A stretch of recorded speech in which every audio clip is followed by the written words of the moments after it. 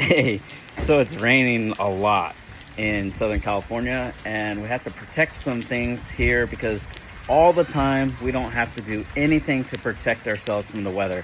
But today we're doing a little assessment, and that's what you want to do first when you're gardening. The first thing you want to do is assess. So when I'm assessing, I see lots of rain here. I'm looking for puddles because that's where I want to put the buckets. All these buckets right here, I'm gonna search and see where the rain is pouring the most. For example, this one right here, so we can fill this container. The cool thing about rain is rain has this wonderful thing called nitrogen, and nitrogen is what you want to capture. The rain is capturing the nitrogen, and it's holding on to the little nitrogen that is in the air. So that's why after it rains, you'll see a whole bunch of growth from your plants. It's not just the water that's going into the soil, but it's actually the nitrogen that is being captured from the raindrops. I hope you found that helpful.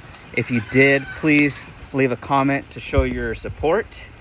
And I'm out here in the rain and I'm loving it. I absolutely love when it rains. One reason why is because we are adults, right? And oftentimes we get stressed out and we say, oh, I just wish I could be a kid again. And the rain is a perfect time to do that. You will feel youthful and rejuvenated, regenerated, and feel like you have abundance of energy in your life when you allow the rain just to pour down on you like when you were a kid and you're dancing in the rain. That's what you want to do in life. Hold on one second, clear you off. And I'll just give you an update for the dragons. We still have dragon fruit. Yes, there's still dragon fruit in October in Southern California. The problem is the rain. And one problem is if this gets wet, this is the crown, it will mold. So what you see here is the crown is actually protected. I did not take off this flower. I kept it on.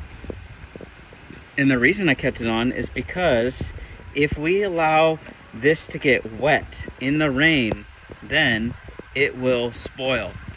So another thing you can do is you probably already saw in our short, we're protecting our flowers. I'm just getting soaked out here. It's absolutely ridiculous. So I'm gonna go inside here and show you something. You can protect your plants with these. So not only can you protect your flowers from the rain, you can protect your noggin from getting wet, but if you want to be youthful, just go ahead and let it pour down, right? So if you have dragon fruit right now, you might want to protect your dragon fruits, specifically the crowns. I made a video about the crowns and I'll link it in the comments section down below, but you do want to protect your crowns from the rain. The moisture in the air will still get the crown wet, but it will help protect it. Now we don't have that many dragon fruit left. As I've said before, we started grafting our dragon fruit. It's really getting wet right now and it's probably pouring down really hard. We're going to be doing some grafting videos soon. So these are our figs. We're going to start grafting figs, and our cherimoyas. We're going to start grafting cherimoyas thanks to Oceanside Dragon Fruit Farm. If you love dragon fruit and you like cherimoyas, please visit their farm this year because they're going to have a ton of cherimoyas to give away. Massive El Bumpo cherimoyas. And we have our own cherimoya tree here. The cool thing about this cherimoya tree is it's actually like 3 or 4 cherimoya trees in one hole. So we planted all of those together, and the reason why we did that is because fruit trees fruit trees planted together, they can share nutrients. And that's a beautiful thing, is if you plant trees in one hole, or say like one garden bed like that, and you plant multiple of them, they will help each other out because they will be able to communicate with each other the different nutrients. And they communicate by way of when you're in the soil, And so we have some cherimoyas right here, wanted to show you. Isn't that cool? So other things growing on in the garden in this wonderful rain in Southern California. You'll never see a video like this. Just a garden tour right now in the rain. Is we have beautiful citrus, and California is a wonderful place for citrus because citrus is high in vitamin C. It's absolutely delicious. It's one of those beautiful crops that you can grow. Unfortunately, Florida has been devastated by disease in citrus, and the Asian citrus psyllid is coming after citrus in California as well. But what they've done in Florida is they started doing mangoes instead, and that's wonderful. I think it's awesome. But we also have citrus year-round in California. And this is Bear's lime, and I want to show you something really cool. This one is what not to do. This is a deficiency.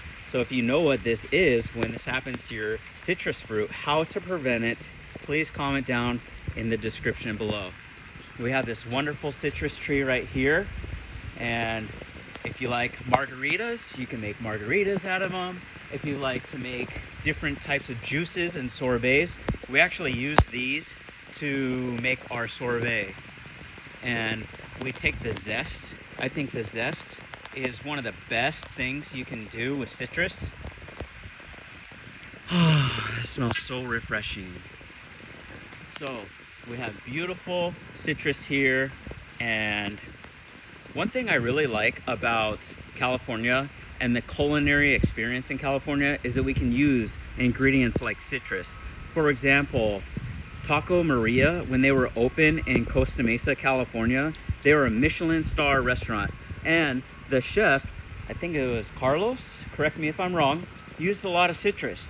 And oftentimes I would see him at the farmer's market, and he would be getting citrus for his Michelin star restaurant. Best $14 tacos you've ever spent in your entire life. Highly recommend there. There's a lot of Michelin star restaurants out there that are in Southern California.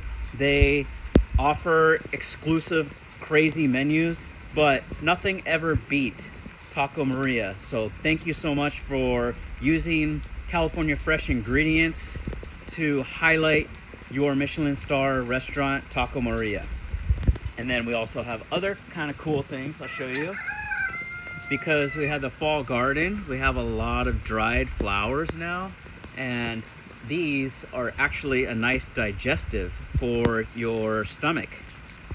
And this is fennel, and fennel grows wild in Southern California, especially in the area near South Orange County. If you go down to Trestles, a famous surfing spot, they have wild different types of plants over there, and you can smell the fennel when you're going on hikes here in Southern California. It's an absolutely beautiful place.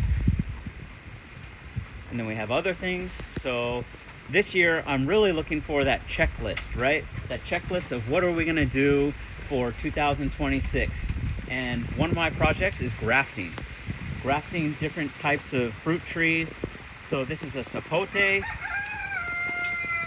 There's a popular video out there on YouTube from a guy who sells different scions. I'll try to find that and put in the description below. If you click on the description, and you can find a link to go get scions, he'll mail them to you. I forget his name, I totally apologize. But last year I got some from him, and they were absolutely wonderful. So this year, one of the things we're working on is grafting white sapote. We have white sapote trees here. So we did the same thing, and we're doing air layers right now up there. And we have our first year that we planted the white sapote tree, we actually got fruit. And this fruit, I keep coming out here to test to see if it's ripe by squeezing the fruit. But the best way to know if your fruit is ripe is if it splats on the ground like you saw in my other video at the Fullerton Arboretum. Please go watch that video. It's really cool. I show a lot of cactus fruits out there, and I'm just completely soaked. And I'm doing this so you guys can see what's growing on in the garden. So we also have these beautiful cherries, and these are not ripe.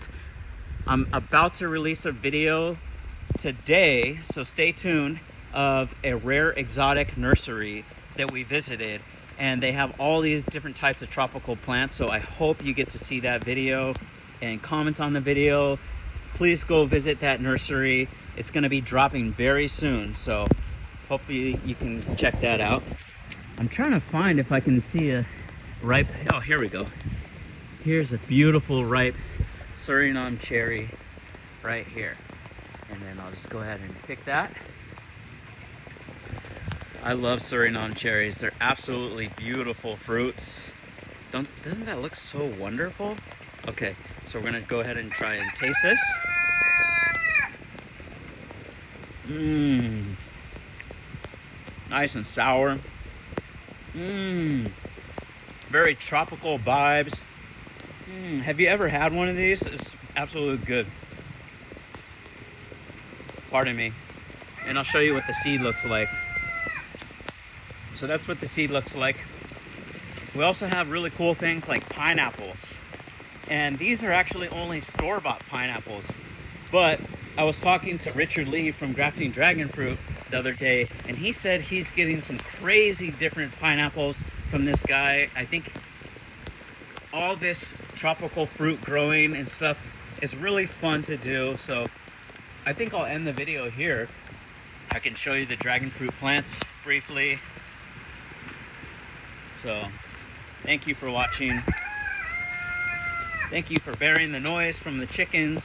I absolutely love nature and how rain can make you so happy if you just get out there in the rain. So are you considering or inspired to get out there and get wet in the rain? Maybe just one time, you know?